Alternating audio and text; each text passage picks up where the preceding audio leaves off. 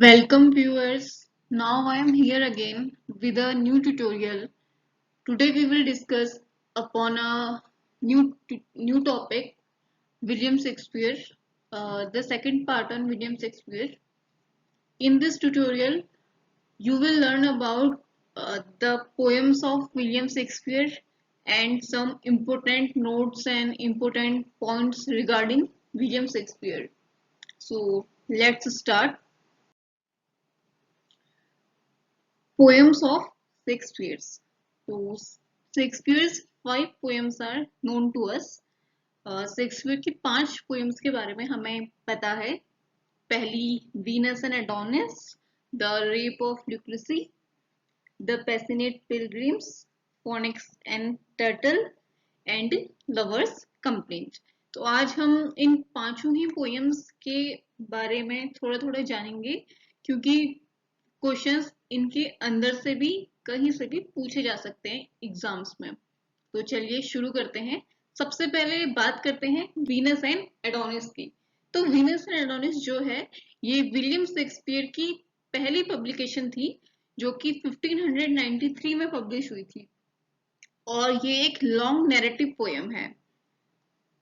And अगर हम इस पोएम की बात करें तो ये पोएम 6 लाइन के स्टेंजा में लिखी गई है आयम्बिक पेंटामीटर में और ये एक क्वार्टो पैम्फलेट में पब्लिश की गई थी और ये एक पेस्टोरल, टाइम एरोटिक और एक ट्रेजिक पोएम है. वीनस एंड एडोनिस कौन थे? वीनस एंड एडोनिस, जो वीनस है वो गॉडेस ऑफ लव हैं और जो एडोनिस हैं वो एक बहुत ही सुंदर युवक हैं जिनको सबसे ज्यादा पसंद शिकार करना है और वे शिकार को सभी चीजों से ऊपर रखते हैं. तो जब ये वीनस जो गॉडेस ऑफ लव है ये एडोनिस को फर्स्ट टाइम देखती हैं, she fails in love with him और वो धरती पे उनसे मिलने के लिए आती हैं. एंड ये जो पोएम है वीनस एंड एडोनिस ये इंस्पायर हुई है मेटामॉर्फोसिस में जो स्टोरीज हैं उससे. नाउ क्वेश्चन रेजेस कि मेटामॉर्फोसिस है क्या? तो मेटामॉर्फोसिस एक नैरेटिव पोएम है. लैटिन पोएट ओविड ने इसे लिखा हुआ था. तो इसमें हमारे काफी सारे क्वेश्चंस बनते हैं जैसे कि what is the first publication of William Shakespeare, then answer will be Venus and Adonis, and when the first publication of Shakespeare was published, answer is 1593. Who is Venus, who and Adonis, and by which Venus and Adonis is inspired. तो ये कुछ questions हैं जो exam point of view से important है. अब हाँ हमारी सेकंड पोएम जो कि एक लॉन्ग नैरेटिव पोएम है, द रेप ऑफ ल्यूक्रेसी. ये ठीक वीनस एंड एडोनिस के 1 साल के बाद पब्लिश हुई थी 1594 में. एंड ये poem inspired by legend of good woman से ये पोएम इंस्पायर्ड है और ये पोएम जो है वो शेक्सपियर ने एड्रेस की थी अर्ल ऑफ साउथहैम्पटन को जो कि उनके पैटर्न थे. और ये जो पोएम है रेप ऑफ ल्यूक्रेसी ये रायम रॉयल में लिखी गई थी. Rhyme royal Geoffrey Chaucer and John Milton के द्वारा यूज किया गया है और ये पोएम जो है एक रोमन वुमेन ल्यूक्रेशिया के बारे में है and actual rape happens in this poem. तो ये कुछ रेप ऑफ ल्यूक्रेसी के पॉइंट्स हैं. चलिए चलते हैं हमारी तीसरी पोएम पैशनेट पिलग्रिम्स पे. पैशनेट पिलग्रिम्स को पब्लिश 1599 में ये पैशनेट पिलग्रिम्स पब्लिश हुई थी. ये पैशनेट पिलग्रिम्स कोई एक पोएम नहीं है बल्कि it is a collection of 20 poems by Shakespeare published by William Jaggard. तो ये जो 20 पोएम्स हैं इसमें 20 की 20 पोएम्स विलियम शेक्सपियर की नहीं है बल्कि 5 पोएम्स जो हैं वो रिलेटेड हैं शेक्सपियर से जिसमें से कि 2 सोनेट से हैं और 3 उनकी पोएम्स हैं जो कि उनके एक प्ले लव लेवर लॉस्ट से ली गई हैं. तो जो इसमें जो सोनेट है वो सोनेट नंबर 138 और सोनेट नंबर 144 है और जो 20 पोएम्स है उसमें से poem number first, poem number second, third, fourth और पोएम नंबर 16 जो है वो विलियम शेक्सपियर की है। अब आते हैं विलियम शेक्सपियर की चौथी पोयम के ऊपर, जो है फिनिक्स एंड टर्टल। ये जो है एक फिगरेटिव पोयम है डेथ ऑफ आइडियल लव के बारे में, और इसे हम पहली ग्रेट मेटाफिजिकल पोयम भी इसको कहा जाता है। और इसकी जो पहली लाइन है फोनिक्स एंड टर्टल की, वो है let the bird of loudest lay on the sole Arabian tree, and the last line of phoenix and turtle is that are either true or fair or this dead bird sigh a prayer. तो अब चलते हैं Shakespeare की fifth poem a lover's complaint पे। तो it is published as a part of 1609 quarto of Shakespeare sonnet. Shakespeare के जो सारे 154 सोनेट्स थे वो 1609 में पब्लिश हुए थे, और उसी के साथ ये अ लवर कंप्लेन्स भी जो है पब्लिश हुई थी।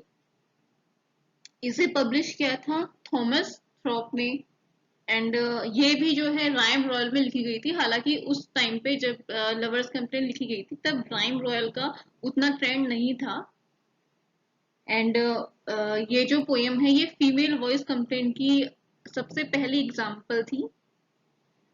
तो ये थी शेक्सपियर की कुछ 5 पोएम्स। हालांकि इनके 154 सोनेट्स हैं, उन सोनेट्स में भी कुछ बहुत इंपॉर्टेंट हैं जिनके बारे में मैं नेक्स्ट वीडियो में बताऊंगी। और ये 5 पोएम हैं जो हमें शेक्सपियर की पता है, तो इन पोएम से भी काफी सारे क्वेश्चंस बनते हैं।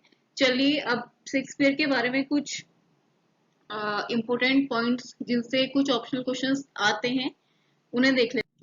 So some important notes from Shakespeare जो कि एग्जाम्स में इन क्वेश्चंस आते हैं इनसे रिलेटेड। तो सबसे पहला जो पॉइंट है वो Henry eighth was an unfinished play by William Shakespeare. तो हेनरी एट्थ क्या है? हेनरी एट्थ एक हिस्टोरिकल प्ले है जो कि कोलैबोरेशन में लिखा गया था जॉन फ्लेचर और शेक्सपियर के द्वारा। तो शेक्सपियर ने इसे आधा लिखा था, उसके बाद जॉन फ्लेचर के द्वारा हेनरी एट्थ को कंप्लीट किया गया। Now third point, Pericles was a play by William Shakespeare which was not included in his first folio।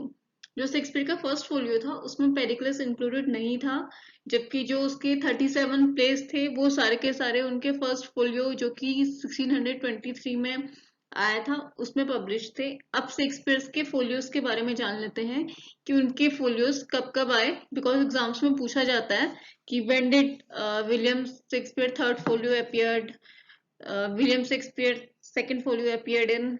तो इनके बारे में देखते हैं। तो William Shakespeare first folio appeared in 1623, second folio appeared in 1632, third folio appeared in 1663, and William Shakespeare fourth folio appeared in 1685।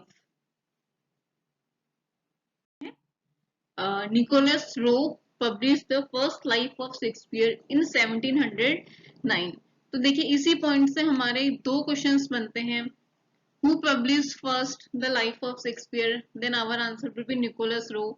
And second question, when Shakespeare's life of Shakespeare published? Then our answer will be 1709।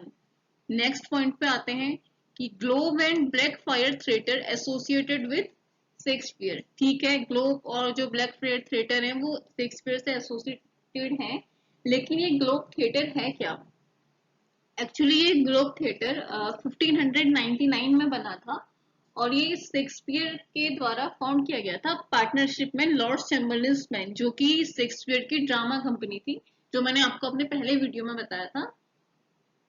और ये globe theatre जो है वो south जो Thames river है उसके south bank पे बना हुआ था। लेकिन हुआ ये कि हेनरी एट्थ जो कि एक हिस्टोरिकल प्ले है जिसके बारे में अभी हमने बात की थी, जब उसकी परफॉर्मेंस हो रही थी तो ये ग्लोब थिएटर जो है ये जल गया था, और उसके बाद इसको रिबिल्ड किया गया 1614 में। तो यहाँ हमारे दो क्वेश्चंस बनते हैं कि ग्लोब थिएटर कब बना था। Then our answer will be 1599। And when did Globe theatre burn? In 1613। And during which play Globe theatre burn? Then our answer will be Henry eight. तो अगला पॉइंट, लव लेवर lost ये भी Shakespeare का ही एक play है। is a farce full of boisterous laugh. Now, what is boisterous laugh? एक rough और एक नॉइजी लाफ जो होता है उसको हम boisterous laugh बोलते हैं। जैसे कि हम सबके सामने एकदम खुल के नहीं हंस सकते, लेकिन आप अपने फ्रेंड्स लोग के सामने जिस तरीके से हंसते हैं कोई कॉमेडी देख के, तो वही boisterous laugh है। Now, next point, sexual possessiveness is the theme of Midsummer's Night Dreams and Othello. Othello जो कि शेक्सपियर की एक ट्रेजेडी है, और मिडसमर्स नाइट ड्रीम जो कि एक प्रॉब्लम प्ले और एक रोमांस कॉमेडी है। तो उसकी जो थीम है वो सेक्सुअल पॉजिटिवनेस है। इसी के कारण जो ओथेलो होता है वो अपनी वाइफ डेस्टिमोना को मार देता है। पूरी स्टोरी हम नेक्स्ट प्ले में देखेंगे।